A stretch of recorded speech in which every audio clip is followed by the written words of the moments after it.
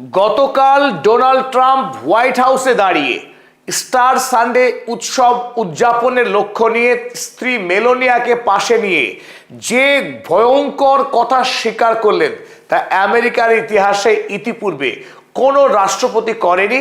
কারণ সমস্ত বিষয়ে রেকর্ড ভেঙেছেন এই দানব পাষণ্ড রাষ্ট্রপতি ডোনাল্ড ট্রাম্প। ডোনাল্ড ট্রাম্প গতকাল হোয়াইট হাউসে দাঁড়িয়ে তিনি স্টার সানডে উপলক্ষে এক বিশেষ সাক্ষাৎকার দিয়েছিলেন সাংবাদিকদের। আর এই সাংবাদিক সম্মেলনে প্রথমবারের মতো ডোনাল্ড ট্রাম্প ইরানকে হুমকি দেওয়ার পাশাপাশি হুমকি দিলেন কুর্দিশ জাতির লোককে। তিনি বললেন they will give a big price,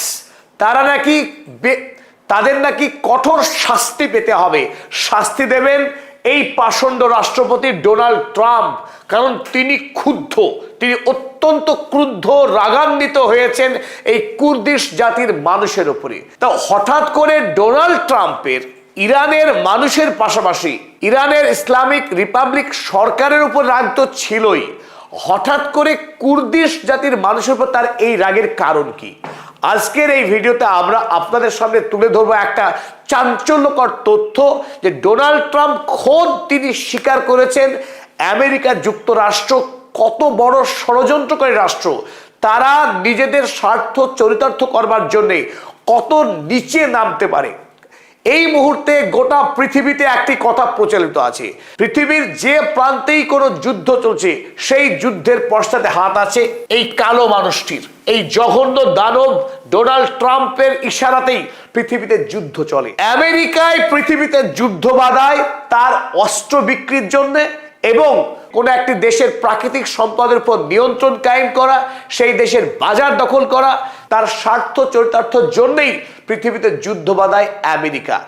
ইতিপূর্বে ইরানে 1953 সালে জনগণের দ্বারা নির্বাচিত প্রথম গণতান্ত্রিক রাষ্ট্রপতি মোহাম্মদ মুজাদ্দিক যখন ইরানের তেলকে রাষ্ট্রকরণ করেছিল, তার বিরুদ্ধে ইংল্যান্ডের M16 এবং আমেরিকার CIA মিলিতভাবে অপারেশন অ্যাজারেক্স চালিয়ে যেভাবে ইরানের তেলকে লুণ্ঠন করেছিল দীর্ঘকাল, 1979 সালে ইরানে ইসলামিক বিপ্লবের আগে পর্যন্ত, আর 2026 সালের জানুয়ারি মাসে আরো একবার এই ডোনাল্ড ট্রাম্প তিনি ষড়যন্ত্র করেছিলেন ইরানের ইসলামিক সরকারকে ফেলে দেওয়ার। ইরানের আয়াতুল্লাহ খামেনির সরকারকে ফেলতে তিনি সাহায্য চেয়েছিলেন কুর্দিশ জাতির মানুষের।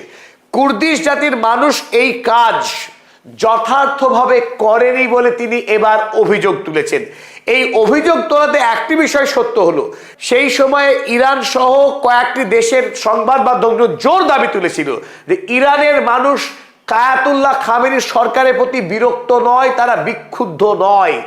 এই আন্দোলন তৈরি করেছে আমেরিকা এবং ইসরায়েলের মোসাদ এবং CIA মিলিতভাবে ইরানের কিছু মানুষকে টাকা দিয়ে কিনে নিয়ে এবং কুর্দিশ জাতি কিছু মানুষকে পয়সা দিয়ে এই আন্দোলনকে তৈরি করেছে আমেরিকা, লক্ষ্য ইরানের তেলকে লুণ্ঠন করা। কাল তিনি বলেছেন আমেরিকার যে সমস্ত মানুষ ইরানের তেল লুণ্ঠন করার বিরুদ্ধে, ইরান যুদ্ধের বিরুদ্ধে, তারা সব স্টুপিড। আমি যদি হই আমি আগে গিয়ে ইরানের তেল লুট করব, কারণ ওটাই আমার স্বপ্ন। ইরানের তেল লুণ্ঠন করতে পারলে ঝুড়ি ঝুড়ি টাকা হবে, আর সেটাই আমার লক্ষ্য। ডোনাল্ড ট্রাম্প আমেরিকার রাষ্ট্রপতি, যিনি সোজা দাঁড়িয়ে বলছেন তিনি একজন চোর, তিনি লম্পট তো বটেই, তিনি পিডোফাইল।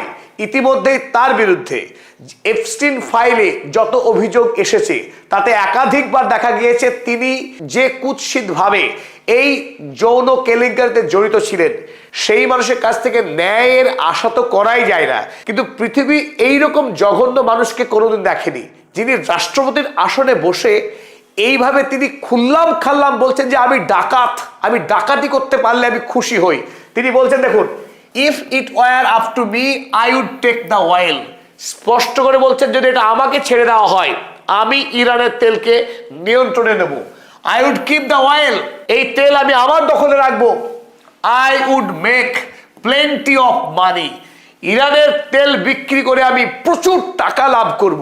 এই লোভী দানব ডোনাল্ড ট্রাম্প অন্য রাষ্ট্রের সম্পদকে লুণ্ঠন করবার জন্য তিনি লালায়িত এই পাষণ্ড ডোনাল্ড ট্রাম্প একটি স্বাধীন সার্বভৌম রাষ্ট্রে